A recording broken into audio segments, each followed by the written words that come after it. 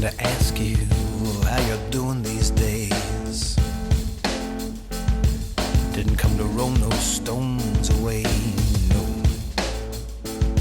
I come to tell you that the end is nigh. I come to prophesy, yeah. I'm going to start with my very long intro because we got a lot of stuff in here to talk about. So, hang on one second. Deep breath. I did my vocal exercises already. Welcome back to Talk Fiction, the podcast dedicated to entertainment media's most overlooked underdogs, fiction writers. I'm your host, Meg Oolders, author of the Waddy Award-winning novel C. Smile and creator of the dynamic Substack publication Stock Fiction. My guest today is Carissa Steefel. Carissa is an accomplished screenwriter, essayist, humor writer, memoirist, and novelist. During her former life as an actress of stage and screen, she wrote, produced, and starred in her own award-winning one-woman show and made a memorable appearance on Seinfeld. On Substack, Carissa writes the feisty, funny, anti-inflammatory newsletter Good Humor, a place where you can take a break from the world, politics, grab a coffee and a giggle, and read everything from funny lady interviews to canine-driven fiction to playful observations on our life and times from a self-proclaimed funny Jewish American part-time princess from the Valley. I will drop links to Carissa's wonderful world of wit and wisdom in the show notes, but without further ado, allow me to introduce my distinguished guest and fellow funny person, Carissa Steefel. Oh my God, I want to use that as my bio. Laughing through the entire intro in the background. And I didn't even ask you, Carissa, if I pronounced your last name correctly. I always forget to do that. Did I? Okay. And that's your married name, correct? That's my married name. My given name was Channing. Yes, I know that from watching the episode of Seinfeld that you were in and waiting for your name to appear in the credits, because that was very exciting. Thank you. So the way I like to start, just kind of figuring out where we met each other on Substack, and we kind of talked about this when we had our casual Zoom coffee date the other day. I know that you were always sort of just floating around in the background in the places that I was, and I think we were both on Fictionistas, and maybe that was part of it. Also both fans of Michael Estrin, so I think I may have seen you in there quite a bit. You reached out to me via email to ask me to do your very cool segment on your Substack, the funny, do you call it the funny as fuck women, or do you call it funny AF? I know, I was thinking about that for this podcast. I thought, okay, I should probably just call it funny AF women. Well, you can definitely swear on my podcast if you want Okay. to, because I might, and I hope that's okay.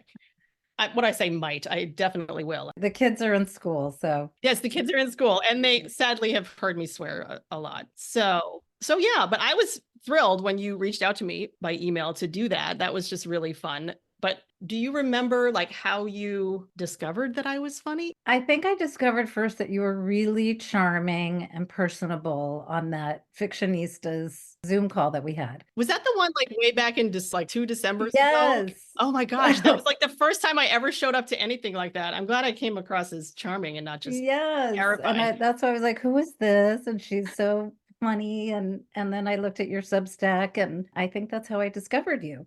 That's awesome. Well, and now I'm like a huge fan of yours. I've been trying to catch up on your archives, and now that we're doing this, of course, I dug in a little deeper. So I did ask you to bring a celebration and a frustration. Mm-hmm. Oh my God, there's a few celebrations and frustrations. I always start with the frustration first so that I can end on a positive note. That's just the way I do it. Okay. One in particular was the last screenplay that I was working on, because basically Hollywood is all about, they either make a true story, a superhero story, a remake of a superhero story, or it's based on a book. Mm-hmm. So I thought, I got to find a true story. So I found one. I found a great story that was kind of a thriller, but it had humor in it. And the guy whose story it was, we'll just call him Stan. He was like 35 years ago, he was a citizen spy for the CIA. This is a thing, actually. And he had a really funny day job. And so I started interviewing him and his friends and his wife and writing the script. But meanwhile, he was trying to get in touch with the CIA agent that he worked with 35 years ago, his attaché. And over the months, he never found him. And at the same time, I was contacting the Freedom of Information Act office, which actually isn't one office, it's several offices throughout the US government. And it took months to get into there. And then he finally called out. Anyway, so we finally heard back from the Freedom of Information office, and they said it's a national security issue and they couldn't Oh, release any information no. 35 years later. And then Stan was like, well, why don't you just make something up? And then I thought, well, it's not a true story anymore. And then it becomes my story. So I just, I had to give it up. I had to give up this project. And it was very frustrating because it was like a good year out of my time. Well, and that was a nice little glimpse into the screenwriting process, which we're going to get into a little deeper in a bit. But sounds like, much like fiction writing, it's very frustrating. Did you ever try writing a screenplay? Not yet, but I want to talk to you about it. So we'll get to that. I don't want to jump ahead too far, but how about that celebration to kind of soothe that frustration that we just Okay, heard I about? try to look at all the little things and Mhm. celebrate all the little things, because if I'm just waiting for the big thing, then I'm not appreciating all the little things. Exactly. 15 months on Substack and writing an essay every week. That's just been, that's a accomplishment. Yeah. That's a real accomplishment. I'm excited about that. And then I'm also starting to do comedy videos, and I'm really looking forward to that. I just almost finished one with my husband, and he's like the tech guru, but although I have to learn how to do this tech stuff myself. I think I want to start exploring them, putting them on social media more, Mhm. and so not just on Substack. Yep. I'm there too, trying to branch out a little bit because it's easy to get sort of entranced in the one place where everything's kind of Yeah. warm and cozy, and it feels less like risky, I think, on Substack. And the other spaces feel a little cooler to me, like I need to warm up to them a little bit more. And it could be that you could be doing it in both places initially, because if you were, I'm not, when you say comedy videos, are you talking like parodies, or are they sort of like skits, like sketch comedy, or is it just you like doing like stand up? All of the Okay. above. Yeah, it's not stand up, but it's so like this first one is really my dog spitting out a pill in slow motion, and then the joke is my dog's impersonation of Angelina Jolie and Girl Interrupted. And then you Okay. see him spitting Right. out the pill. Yeah. So it's just, so I have a ton of ideas. Some of them are a little too complicated, but I'm starting there. And I just feel like there's not a lot of people willing to pay for a subscription for comedy. Right. So, but with ads, maybe I could, explore that and get some followers. And Yeah. yeah. Well, that's exciting. And I look forward to seeing and hearing more about that because that's very intriguing to me. So excellent. Well, thank you for sharing. My frustration, it's a little bit professional related and a little bit just human in the world related, which is that I just feel like everything's very noisy right now in social media and on all the platforms where I'm trying to be. It's just, I go in there and it's just a madhouse of everybody trying to be heard. And I'm one of those people. I'm in there too, trying to say something that someone might be like, ooh, that's funny, or ooh, that's cute, or ooh, this is intriguing. Let me go look at that. But meanwhile, I'm one of hundreds of thousands of people that's doing that. So it gets kind of noisy. And the other noise that I'm experiencing just in real life, it's springtime in my neighborhood. And this time of year, the yard work noise is so insane. Like we have a nice fenced in yard. I mean, our lawn could use some love, but like, because we have kids back there. So it's like trampolines and swing sets, and they've just been digging it up for years. So it's not a great looking yard, but like I have a little patio that my husband built a couple summers ago. And like I was out there eating my breakfast this morning, and it's just, I mean, people have gone from just a standard push lawnmower to these like industrial leaf blowers, Tractors. and everybody is using them simultaneously. So I go out there and I'm just like, I'm trying to like sip my tea and act like I'm all relaxed. And it's just this din of like loud machinery that, and there's always road construction around where I live. So it's sort of funny trying to find peace in my tiny oasis I have back there when it's just so damn loud all the I time. hear you. I hear you. So yeah, that's my general frustration is I'm having a hard time finding quiet And that goes for inside my house too. My kids are 11 and almost 9 now, and their voices are very, very big now. And they have lots of fun together and then switch to beating the crap out of each other in like a span of 10 seconds. So it's either one loud or the other. But I remember those years. Those were yes, such I know. great And I will miss ages. them. I will miss them someday when my house is insanely quiet and I don't know what to do with myself. Yeah. And my celebration actually is you, because you are the first woman guest that I've had on my podcast. And I'm Oh. 5 episodes in, and I don't know what it is. I think I actually have a harder time making new female friends as an adult. Hmm. I actually would say I had a hard time making male friends my entire life, but something about Substack and the virtual distance sort of helps. And also there are just fascinating men all over Substack and talented people, and they like to talk, and so do I. So it's been working out, but I'm very excited to have you here Oh, today. thank you. I always had a tough time making friends with some women.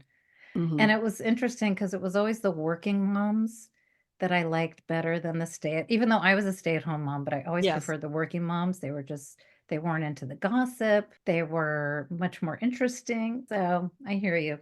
It's hard. It's hard to go out and make Yeah. friends now, especially Yeah. since everything is so insular and everyone's indoors. But it's nice that we have this option because you're way across the country. Otherwise, we would never be able to talk to each other. So Exactly. I'm thankful for it and I resent it. Technology. Okay, so let's get chatting about all these things I have to chat with you about. So let's start just by talking a little about your Substack, Good Humor. You said you've been on 15 months. I think you're just slightly behind me because at this point I'm in the 18 to 19 month range, I think, of how long I've been on.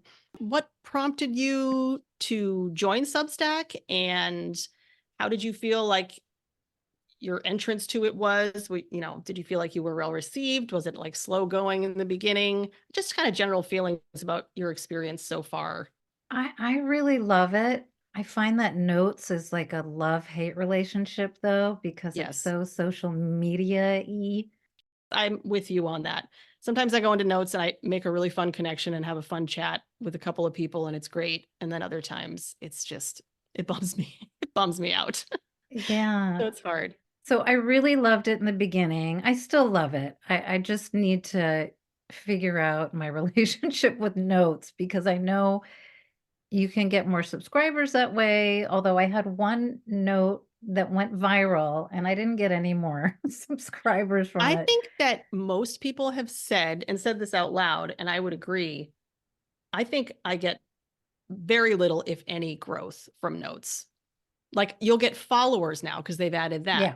So Yeah. you can get a follower, but those people aren't subscribed to your Substack. So it's not really the same thing. They're just paying attention to what you're doing on notes. So I don't know that. I mean, maybe a couple if it was like if I was sharing or somebody else shared one of my stories and then people went and read the story and subscribed.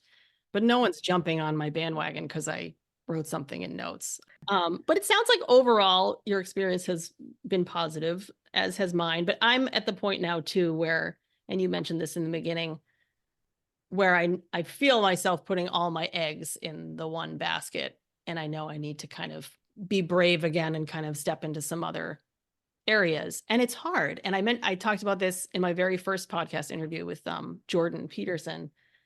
Once you have people in there that want to read what you're writing, and you know that when you post something, at least a handful of people are going to be like, yay. Yeah. You don't want to like walk away from the yay. I mean, so it feeds a need, but at the same time, I find that I'm not progressing, the steps professionally that I want to be by just doing everything on Substack. Because I know, like you said, we're not going to make money as fiction or humor writers. Those are like the two hardest things to sell, and that's what we're doing. And we just can't compete with the inflammatory Substacks, which I was going to ask you. Did you like that? I My love that. Yes. anti-inflammatory newsletter. Well, because you say outright on your about page that you don't want any politics talk on your Substack, which I really appreciate because I do think it makes your place more fun to hang out. Yeah. That's what I wanted. That's what I wanted. And unfortunately, I noticed like because of the algorithm, again, back to notes, if I see something, a political thing, and then I'll just put a like, and then all of a sudden I get more political things and I think, oh, no, no, no, I don't want to go there. I need to go back to my funny little, I like seeing positive things on notes. Exactly. So let's move on because we're talking about spreading our wings and moving off of Substack. You have a story that was recently published in Chicken Soup for the Soul. Yes, that was last year, and I highly recommend for any writer who just wants to get their foot into the publishing door. Chicken Soup, they have categories for they're always knocking out different categories of books, and it's a nice little paycheck. It's $250. Oh, that's decent. Yeah, you get 10 free books, and it's a nice little thing to put on your resume. Right. And it's a nice community too. So you're part of like the Chicken Soup for the Soul family of writers, and then you might be more likely to get another story published in there. Although I haven't tried again. Was that your first shot at Yeah. that? And then well, that's great. Yeah, and it was also I had just a complete inspiration when I saw it was about cats. I did like the story just hit me. It was one of those moments. So then I wrote the story and I thought, okay, well if it doesn't get in there, then I'll just do something else with it. But yeah, I highly recommend. It's a great place to first get published. I used to like read Chicken Soup for the Soul when I was like a teenager, but when I think about the kind of stories that I write, I go, I don't know if I can write anything that would fit in Chicken Soup for the Soul. I think my stuff might be a little too, I mean, I could try, but it would be a challenge for me at this point. They have a humor book though, too. They have like, what are some funny stories? Almost every category. Yeah, I'll check it out. Go to their webpage and you'll see they have so many different categories of books.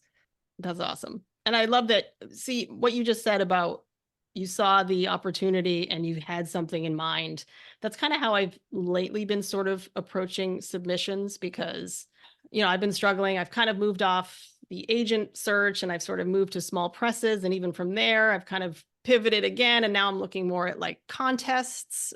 And what I'm deciding or what I'm feeling in my heart is the right thing to do is just when you see the thing that you go, ooh, this sounds like something that I can actually make something for. That's when you should just jump on that. Because a lot of times I'm like, I don't want to submit here. I don't want to send my stuff to this person that I don't know.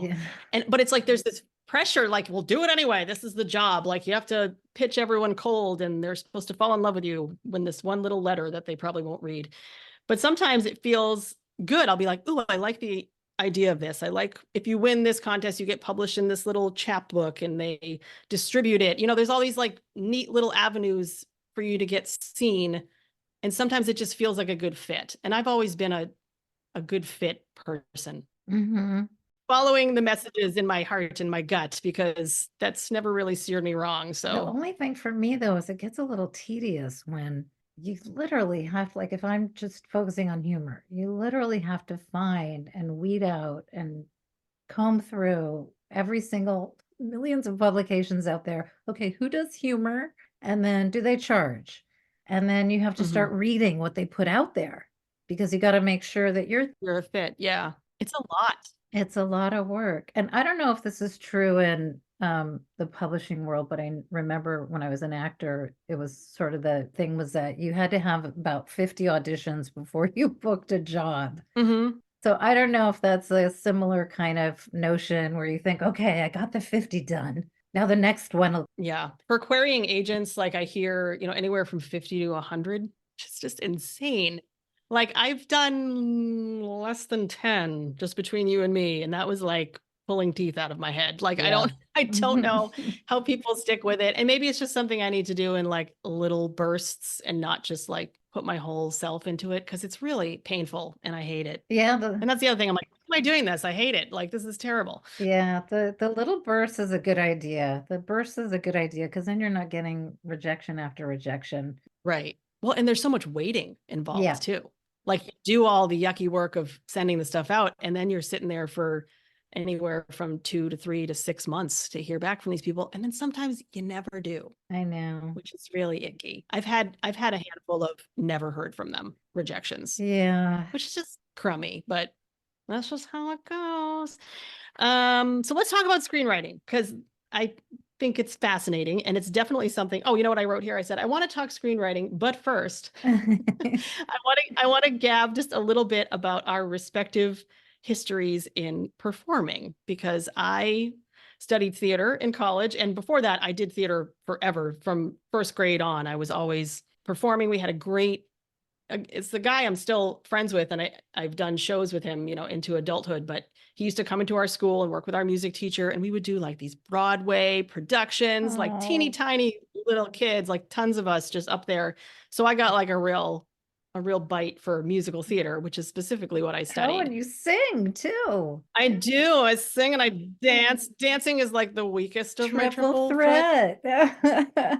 I did take dance in college. I would never call myself a dancer in terms of getting any role that required a lot of heavy dancing. So But did you do a lot of musical comedy, or what was your?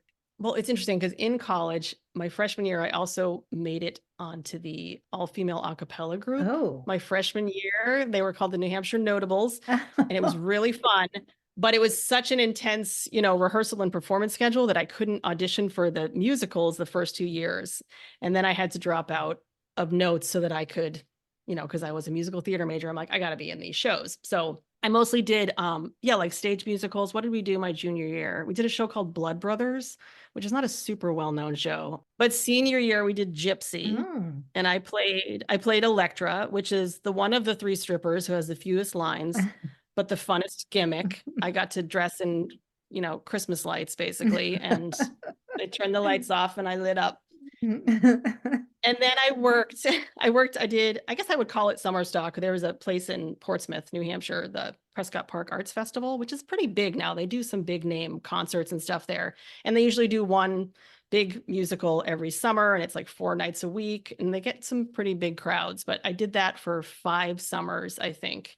And that culminated in me playing Peter Pan the last year I worked there. God, that's So awesome. I got to Peter fly. Pan. Oh, it was such a weird summer though, because I won't get into it, but it was a great summer. I got engaged to my husband that summer, but I also had like a back injury Oh. that I was dealing with. I had a herniated disc. So I had like horrible sciatica like the entire summer while I was flying on a rope over like hundreds of people and pretending I was a 10-year-old boy. Good times. Good times. Yes, good times. Theater's rough, man. But no. So I'm assuming that you did your one-woman show. So I know you have some stage background as well, but I know from reading on your website that you actually studied screenwriting. Yeah.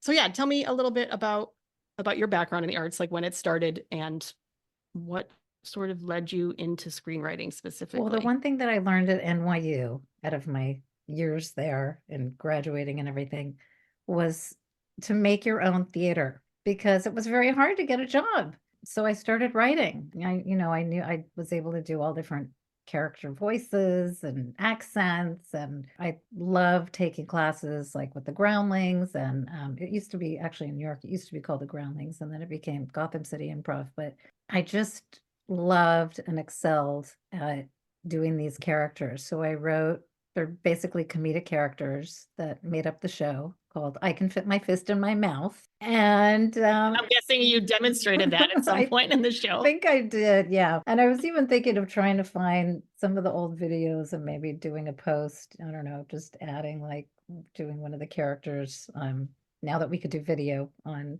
Substack. But so I discovered writing with that. And then because I continued being an actor, I went to Los Angeles and did my show there. And that's how I got my manager. And my just to let you know how Seinfeld happened is my brother-in-law's oldest friend's uncle was George Shapiro. Okay. He was who was Jerry's manager. Well, he was one of the producers of Seinfeld, and he was Jerry's manager up until the day he died, which was just a few months ago. So he came to see my show, and he was one of maybe 4 people in the audience.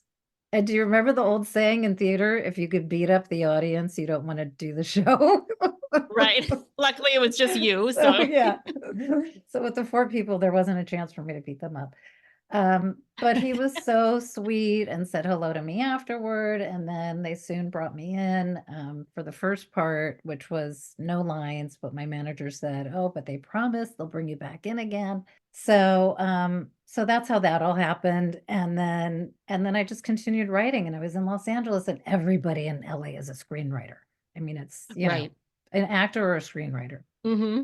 So I just took a few classes at UCLA, and then they had this contest that was organized by UCLA and Amblin, and I came in second. My first screenplay came in second place. That's amazing. Yeah, it was an amazing experience. And then my mentor for that screenplay was Randy Mayim Singer, who wrote Mrs. Doubtfire.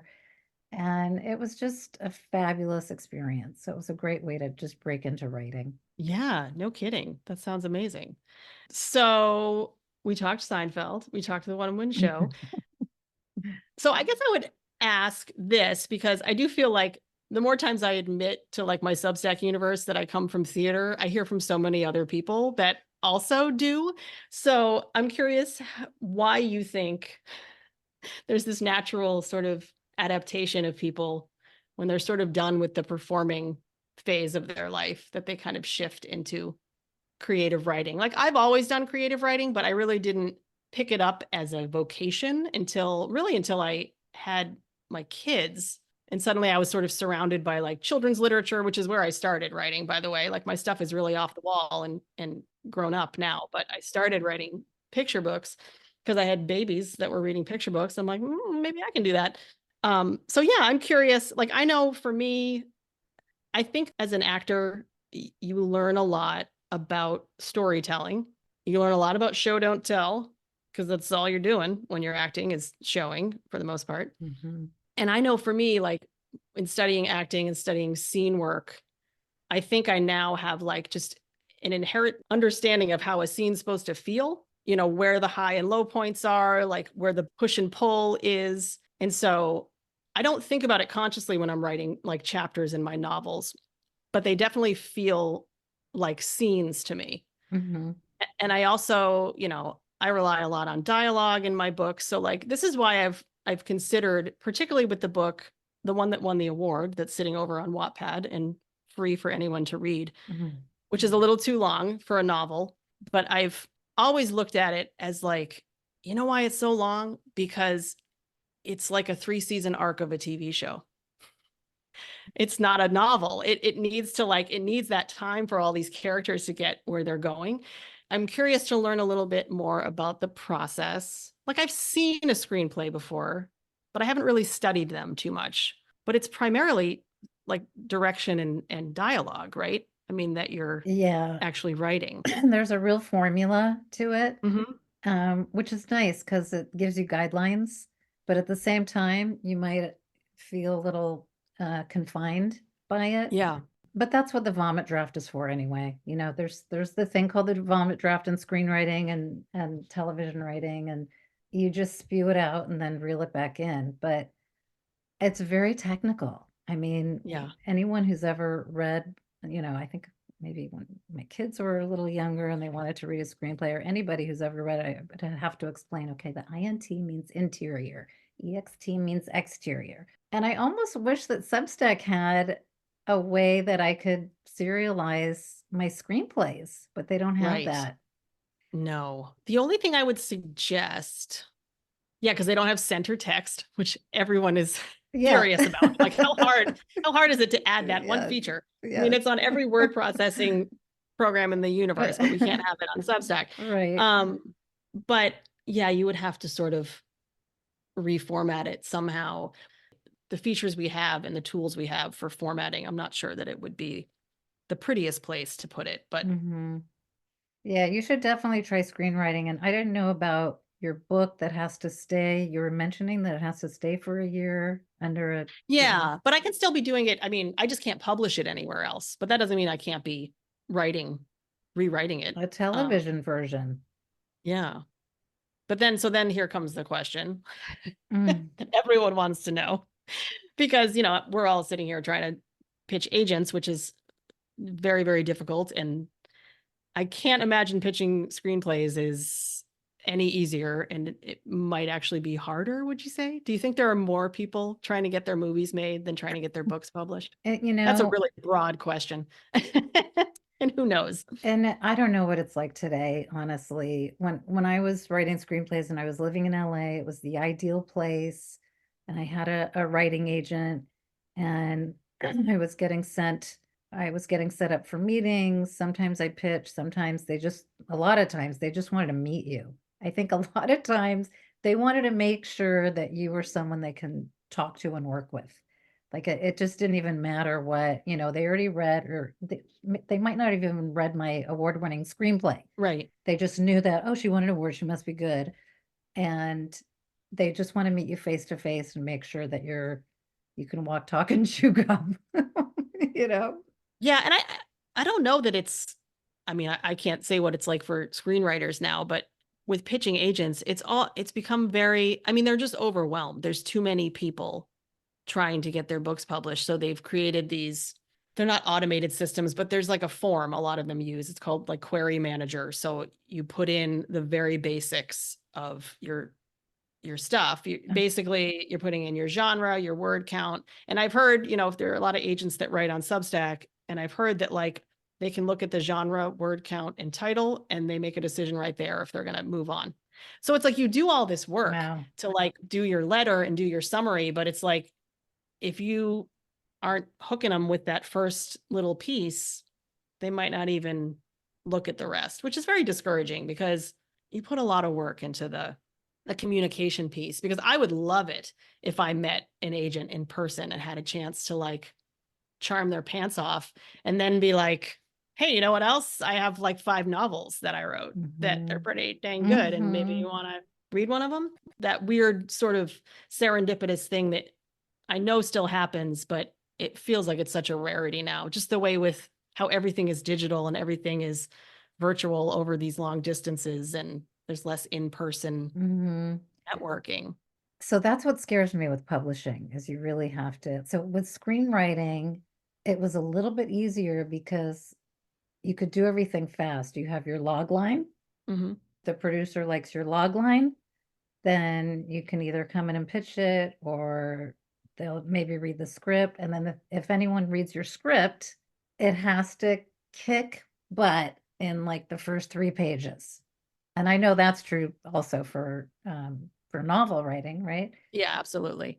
So, but at least knowing that you can kind of, I don't know. I think with the log line is much more helpful than having to do a whole query. Yeah. I met a lot of producers just on LinkedIn, and I would just message them privately and say, it was really nice to meet you and link in with you. Do you mind if I send you my log line? Sometimes I'd hear back, sometimes they would say no or yes, or but that is actually how I ended up optioning one of my scripts, was meeting a producer through LinkedIn and just. Yeah. Oh, sorry. I was going to say, how many years ago was that? Because I know with agents, it's pretty well discouraged.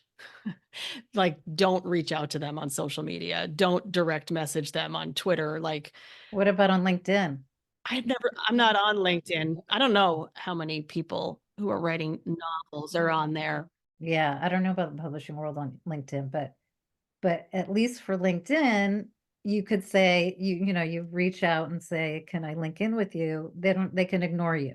But if they open the door and link in with you, then you very gently say, Charm their pants off, and then you just a quick little note of like, can I send you my log line or not? That kind of thing.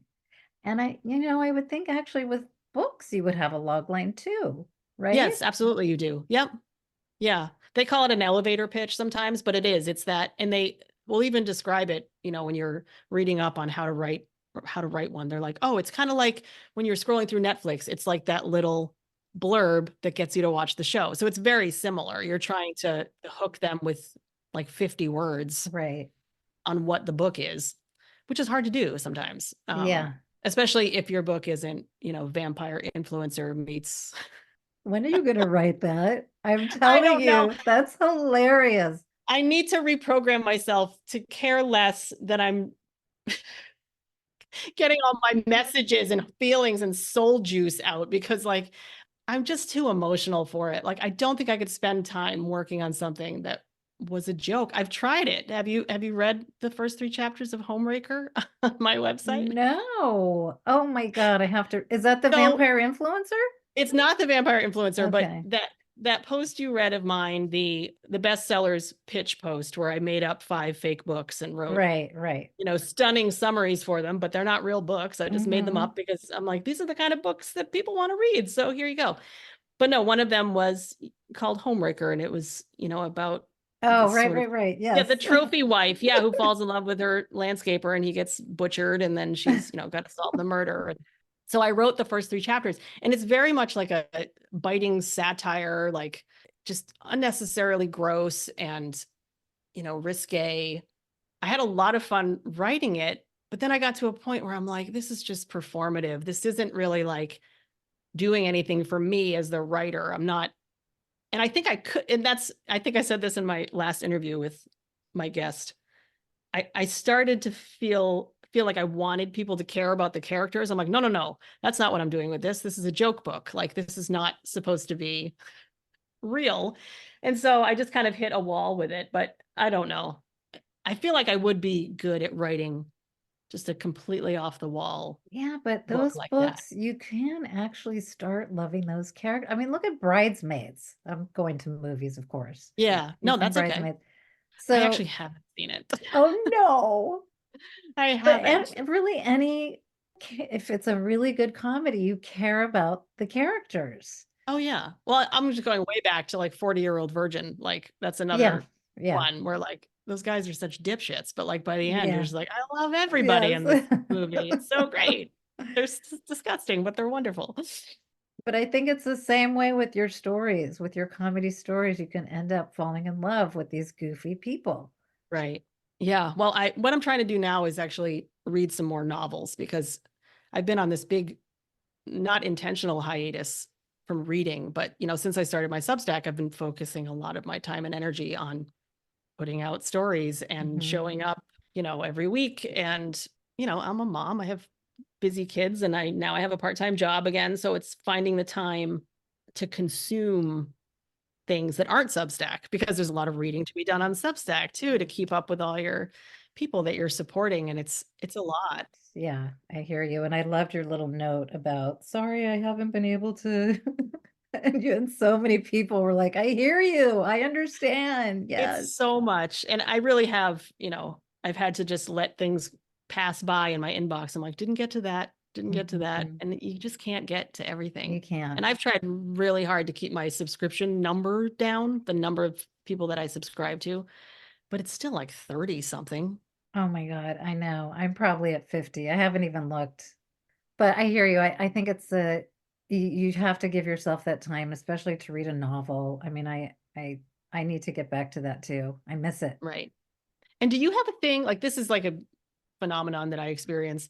It's very hard for me to start a new anything, a new TV show that I've never seen, or like I have this book from the library that I want to read, and I'm like scared to open it. Like, I know it's going to be good and I'm going to enjoy it, but it's like making the leap to committing to it is, for whatever reason, every time. And it's the same thing when a show you watch like ends and you're like, oh, Oh, now I have like withdrawals from like, yeah. And you miss the characters. yes, which Yeah. is good. That means it's good entertainment. But yeah, it's emotionally like a little bit of a leap for me Yeah. to start a new anything. So I really need to get over that and start sort of just binge Or reading. maybe have the new thing, but then have another thing lined up so you don't feel that withdrawal after the Well, I don't actually mind a little bit of thinking about it after the fact, because that's ideally what I hope people do after they read my stuff. That's like the goal. So I'm Yeah. like, if those people can do it, maybe Yeah. I can too. Yeah. Yeah. So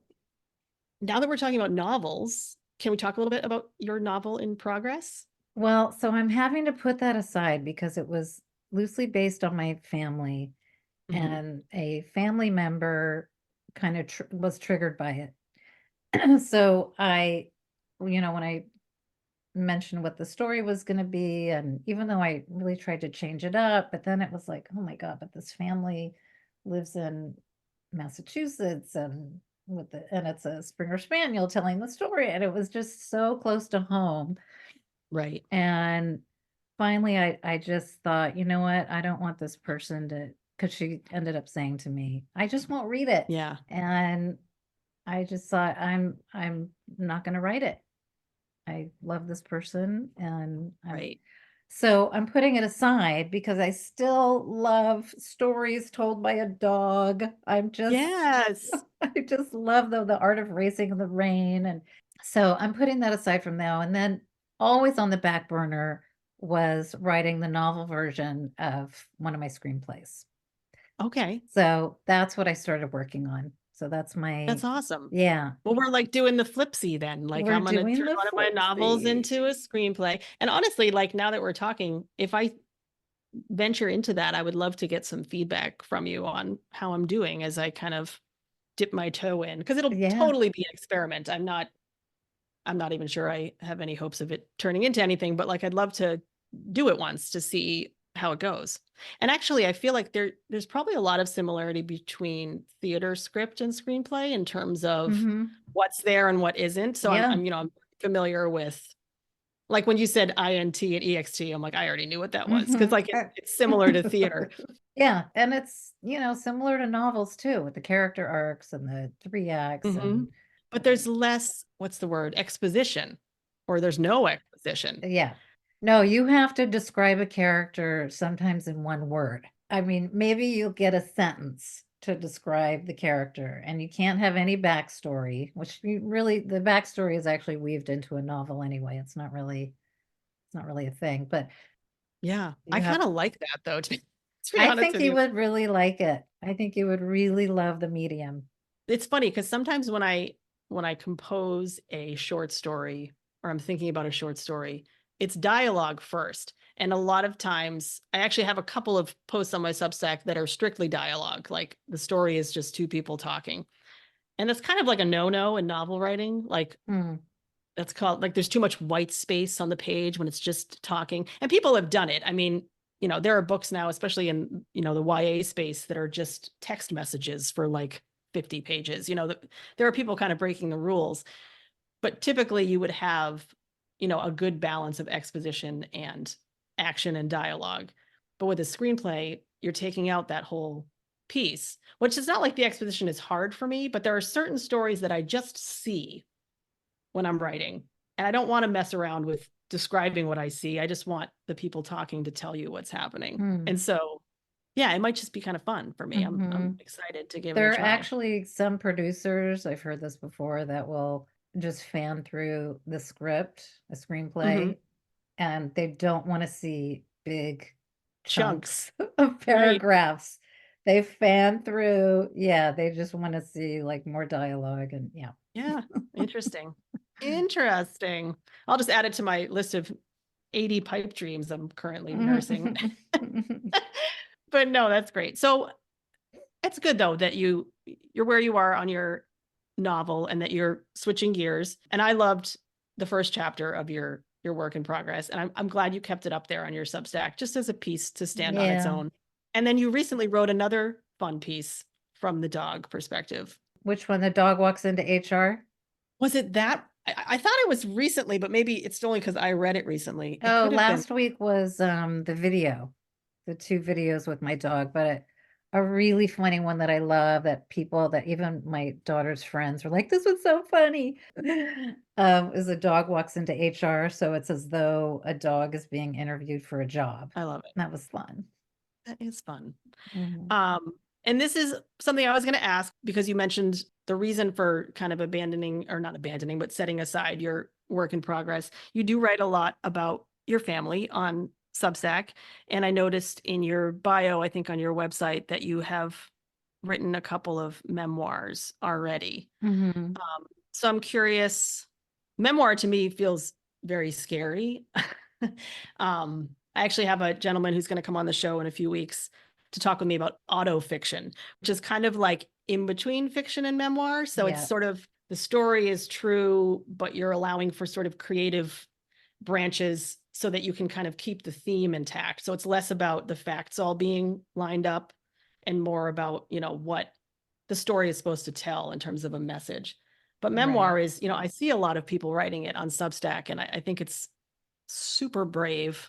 Autofiction is like a safe way of saying creative nonfiction, isn't it? Isn't it kind of the Well, except that it's written like fiction. So it's written Yeah, I'm not even sure I really understand what creative nonfiction is. I should probably learn what all these things mean. And I should get somebody on the show that writes creative nonfiction and then compare the two. This is good. This is half the reason I'm doing this. Your next guest probably can explain it. Well, that's because it's funny. I kind of just literally pants everything I write, and I don't think a lot about what is this, what genre is this, or where does this fit? I don't really think a lot about that ahead of time. But some people really do. They study the different forms and they try out the different things. And I think it's really cool. And I think part of the reason I'm doing this show is to talk to people and learn a little bit on the sly, while also hanging out and having fun and socializing with people, which is the best way to learn, in my opinion. So yeah, I'll get back to you on that. What I learned about those two. I'm looking things forward to and listening similar. to that. That sounds awesome. Yeah. Yeah. So, I mean, with memoir writing, with those pieces, are you taking like a specific experience and sort of just opening it up, or is it? Yeah, they were actually, it was several years ago, and they were going to be more one-woman shows. But I just, the kids were little. I never got to that space. But I just call them memoirs because that's sort of what they became. So they weren't just comedic characters that like that one woman show, but this was more just kind of growing up experience. And I actually started dabbling a little bit again with memoir and just, because I do like that genre, and there's some really good memoirs out there. I mean, Yeah. like Educated and so I like that. I like that format. I like reading about other people's lives but in story form. Yeah. What I like about it is it reminds me that stuff has happened to me. And it's not, it can be good stuff or bad stuff, but like sometimes I'll read someone else's, recollection of like a thing that happened when they were young, and it will just bring back all this stuff. I'm like, where was that stuff hiding until I read this? And I just think it has a way of sort of opening stuff up for the reader while the writer is basically just kind of showing you everything. I mean, I think it's cool.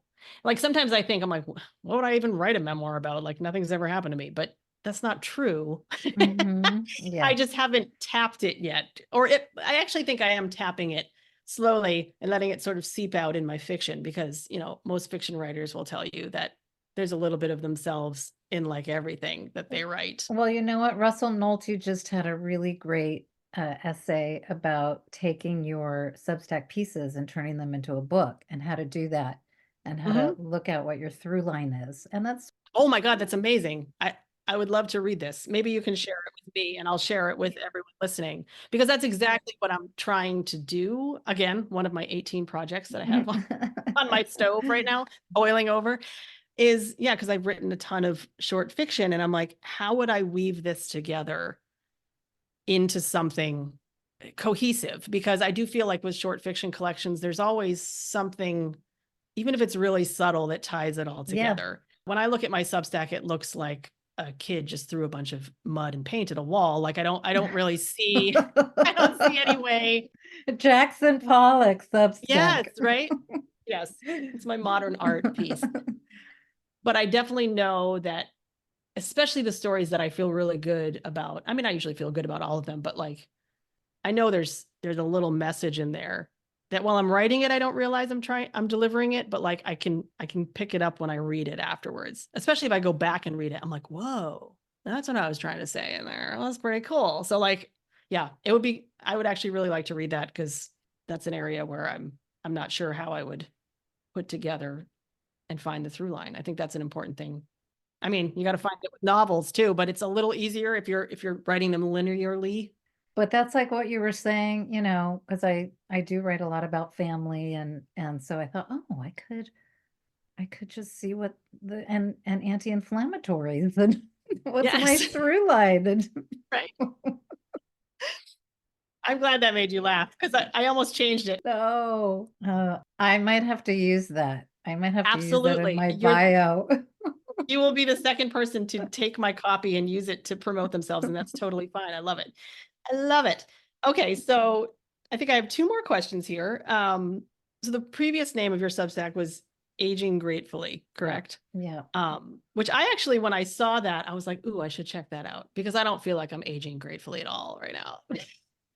I'm really struggling with my 40s. Like it's rough. And so when I saw that, yeah, I was kind of like, ooh, maybe I should dip in there and see what she has to say. But what I gather from talking to women who are just like a little bit ahead of me in age sometimes is that I'm not looking ahead to things being a hell of a lot better, at least not in the next couple of years. Like I was visiting my aunt and uncle, and I mentioned to her that I wasn't sleeping well and hadn't been for a long time. And she's like, oh, she's like, I wish I could help you out. She's like, but it does not get any, Oh any gosh. better. Oh. She's like, I am up all night. And I'm like, oh my God, she's like 13 years older than me. I'm like, I can't not sleep for 13 years. Like, what is happening? So yeah, but it's good. I find that when people can write about it with humor, that helps a lot. It's actually an area that I write about a little bit, but I haven't really gotten into it like big time. Just the whole being a woman in your 40s thing. Like I feel like, I don't know, I haven't really found a way to write about it directly, but I do tease it into things a lot. My little quiet feminist streak, which is not that quiet really, but it definitely sneaks in there. That's great. So my question actually was about, because like I said earlier, I kind of got back into the idea of writing as a career or a vocation, like when I had kids. Because prior to that, I was performing mostly, and I dabbled in, I was a personal chef for a while, and I did pastry training, and I did all this other sort of funky stuff. But then I was like home all the time, and I was like, what kind of job can I do while I'm home with my kids? And of course, Writing I is foolishly thought about ideal. writing, It's right? ideal. Oh Right. my Well, you gosh. would think they still take a lot of your time and energy, but you also Yeah. get a lot of ideas as you're parenting. You know, and things I think shifted for me when I got married too, because, you know, falling in love and getting married is very distracting. I kind of, it's like, I'll just be in love and be married, and who Yeah. cares what I do with the rest of my life? But then, you know, suddenly things slow down a little when you got kids at home and you're like, okay, now it's time to think again about what I'm going to do. Yeah. So, like, how did marriage and motherhood kind of change either your creative output or outlook? Did anything change for you dramatically, or were you always just an artist straight through and you didn't feel like there was a big hiccup, you know, when you became a mom and suddenly were home and mom was your title? Yeah. Once they were in school, then I was able to do some writing again and dabble Yeah. in that. But I also wanted to be involved in their schools and, be completely available to them when they were home. And so yeah, there was just some dabbling, but sometimes I think, God, if there was social media back then, my kids would have gone viral. Like Oh yeah. I would have. My son uttered the words that no parent wants to hear the other day, which is, I want to be a YouTuber when I grow up. Oh I feel like it's just no. like, Oh, and we were just like, here's what you're not going to do is be a YouTuber anytime before you're 18 years old anyway. Like while you're living in our house, you will not that's be doing that. see, that's Oh a my gosh. funny, there's a funny essay for you. That's hilarious. Little 9-year-old saying, "Can I be an influencer when I grow up?" No. Like, you can be a plumber or an electrician. I highly advise you're one of those. There's a comeback with trade jobs now. Like, Yes. they're all looking. I've actually, like, weirdly in the back of my mind, I'm like, maybe I'll just go learn how to be an electrician, because I've never really had a job that made decent money. And I'm like, I think those jobs pay pretty well and they're pretty secure. And then, like, you know, I went through a phase when the kids were in high school and I was like looking at Groupons and I found one for a welder. So I actually I did a like from Groupon. Flashdance. Yes. Could just call me Alex. And so I learned how to weld. It was really hard. I have a new appreciation. It was so hard to weld. I just could not even put two little pipe pieces together. Well, I think about, like, if I had to choose between plumbing and electricity, I would choose electricity, even though there's probably more of a chance of dying, like from being electrocuted. But like, I've watched like my dad do plumbing work, and it's like, it is so strenuous. Just, you know, the poop part aside, You're right. Yeah. which is also gross. But once you've had kids, like, I don't know, poop doesn't really scare you anymore. No, You've not seen at it all. in so many forms and Yeah. shapes. on so Yes, many and surfaces. sizes and surfaces. I just Yes. write a poop book. Shall we Oh my co-write a poop God. book? I think Yes. we could probably do Yes. that. How come you don't write more stories with your kids in them? That's a really good question. And I have like a thing, and it's not like a stance so much as this is just how I feel. Like I don't really want them to have a presence like on the internet Mhm. right now. Like I don't share pictures of them. Actually, I have something coming out on Mother's Day where there's a picture of me and my son, but it's from years ago. But yeah, I don't put them on Instagram. I don't write about them specifically. I don't know. I like sort of enjoying them Yeah. outside. It Yeah. kind of keeps for me, I guess it's nice to keep it separate. Um, I enjoy them a lot though. They're very entertaining. And every once in a while, like I think I posted a note a while back that a lot of people liked. My daughter had written like a really nice thing about me and it was like posted up at the school. And my husband took a picture of it and texted it to me. And I was like, this is the best review like I'll ever get for anything I've Oh. ever done in my life. And I'm just getting like misty talking about it because it was so nice. And I'm like, I made her. Like, she's great. So yeah, I Yeah. have a lot of pride in them. And I do feel like sometimes writing about parenting ends up turning into humor very easily. And Mhm. they have this funny thing where like, if they can feel like we're making fun of them, like my husband and I, in a playful way, like they get very like, I don't like when you talk about me when I can hear you. Oh. So I'm like, well, if I was writing about them, I'm guessing they wouldn't really like that either. So Yeah, just yeah. respecting I can that. understand. Like for me to do it from a memory, writing a story from when they were little, because I really Yeah. don't. I mean, I had one recent post that involved my daughter content today. But otherwise, yeah, I could see why with social media you want to kind of keep Yeah. everything separate. But it's interesting because I also don't write a ton about my husband or my parents who are both still living. I've sort of held on to the adage, there's that thing people say like, right, you like your parents are already dead, which they both read my Substack. No, but it's so that you're brave and you don't like writing specifically about them or like my relationship to them. It just feels like a little too, I see them a lot. We're pretty close. Like we see Mhm. them for all their birthdays and everything. So maybe if we were more estranged, I would feel more comfortable writing, stories from my past about my family, but I'm just not there yet. But that's okay because I have enough Yeah. stuff to write about And right now. also, I don't know, family is, you want to be respectful, and especially when my parents are elderly, and Mhm. I don't know, I just, And it's not, I guess I don't feel compelled to write about my family either. And I think it's important to be passionate about whatever you're writing about. So yeah, maybe it's just, maybe in 5 or 10 years that will change because then I'll be, if I write about my kids, I'll be writing about them 10 years ago while they're being adults. I think sometimes having some space and years and distance between the things that are happening and the writing probably helps. it makes a huge difference. There's even that thing in psychology that after 7 years is when you're able to actually come to terms with something. There's something Oh, about the that's really 7 years interesting. thing Yeah. in psychology. I don't know what it's called, but I just remember Well, that there's the 7-year itch, which is there's the like the 7 year itch, that's but a no, different thing, but 7 is a big number. It's a it big number is. in It's numerology one of my and favorite numbers too. I like yeah. it because it's a prime number also, which are fun. So here's the last thing I'll ask because again, I'm at a daily crossroads with, with how I'm trying to look at this whole writing thing. And right now, the place I am is if I think about writing like it's my job, I don't like it very much. It feels like a crappy job. Hmm. And maybe that's because In what way?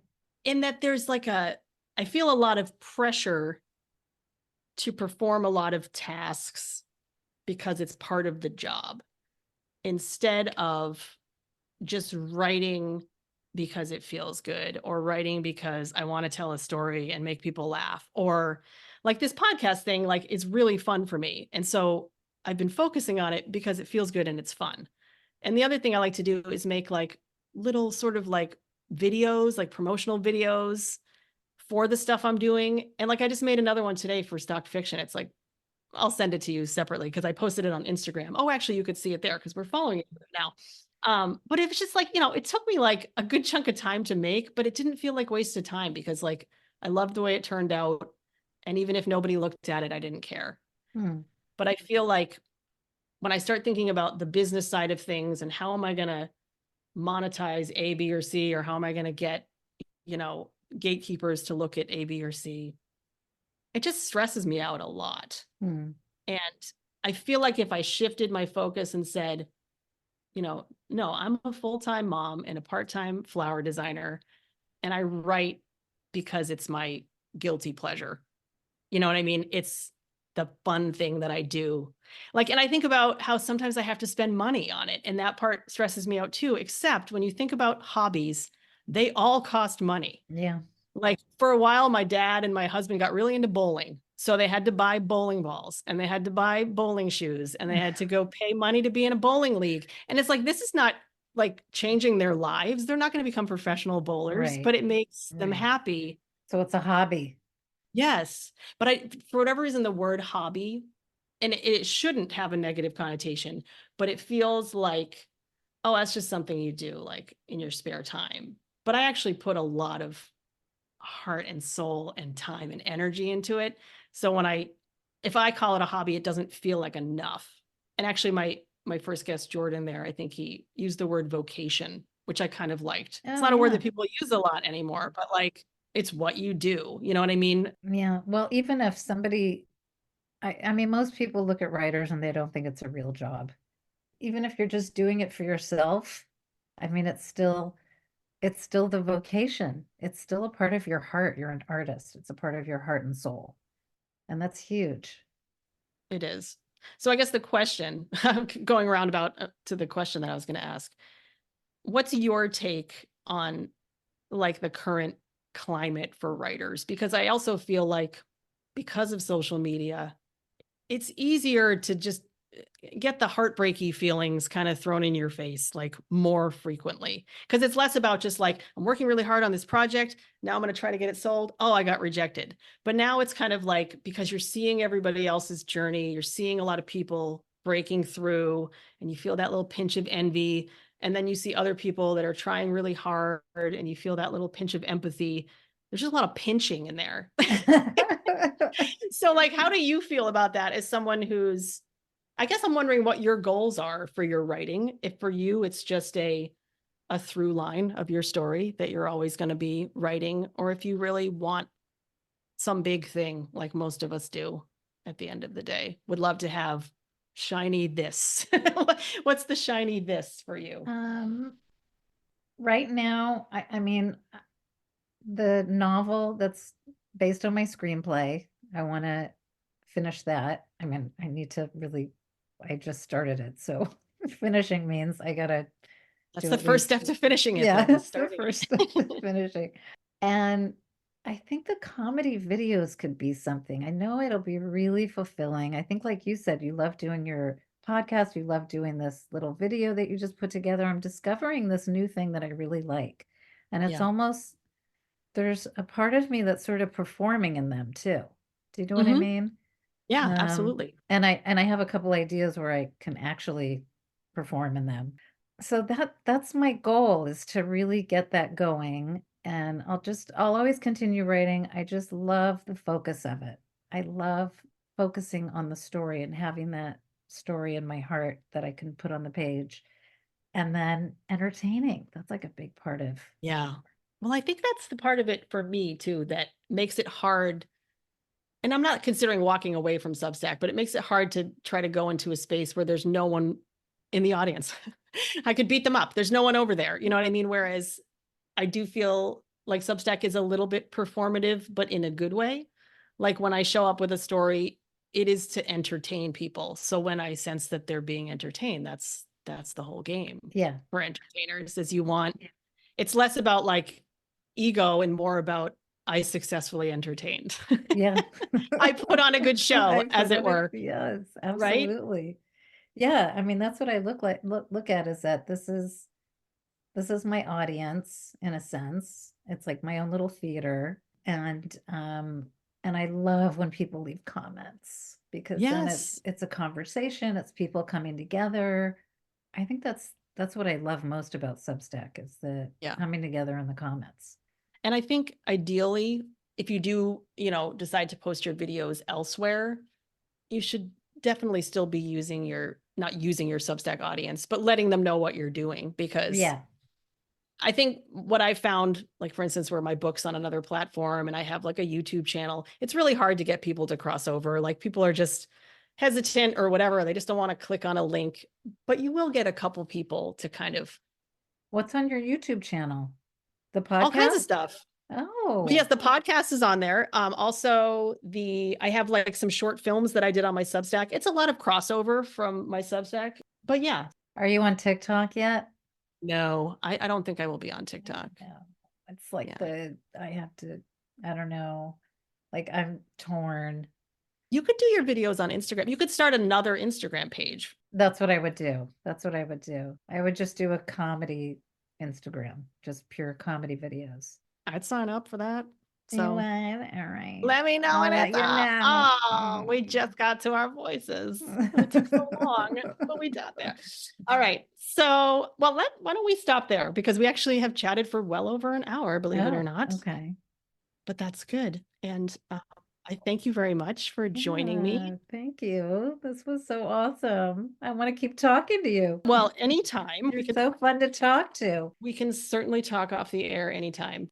But you're lovely, and I appreciate you being here. Thank you. Thank you for having me. Oh, absolutely. I'll keep you posted on when this will go live, and I hope you'll share it with your readership. Absolutely. Definitely. And happy Mother's Day. You too. Thank you so much. I don't care if you believe me. Fire is coming, fire is coming. Birds of the meadow, birds of the meadow. Fire is coming, fire is coming. Birds of the meadow, birds of the meadow.